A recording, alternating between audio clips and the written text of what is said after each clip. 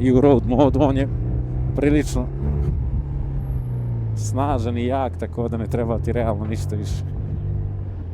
I udoban je. Sad, znaš što je isto zeznuto malo za provlačenje, kad se provlačiš moraš malo da praćaš pažnju i na kako se zove, i na bokserove agregate, da ne zakačiš njih. Oni su ti bukvalno široki koliko ti je širok korman i tebi osjećaj prođeš volanom i sve ti je to super, ali onda agregatom negde, brate, u neki branik ili nešto, znaš.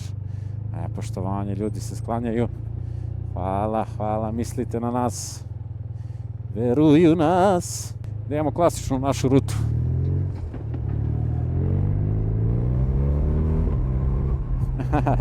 Dobro, u višim obrtajima je quick shifter super. Znači tamo od 3.500-4.000 obrtaja je super, dok se krećeš niže onda ne moraš da šaltaš na quick shifter, zato što bude malo te bukvalno, pošto doda neki među gaz, malo te baci.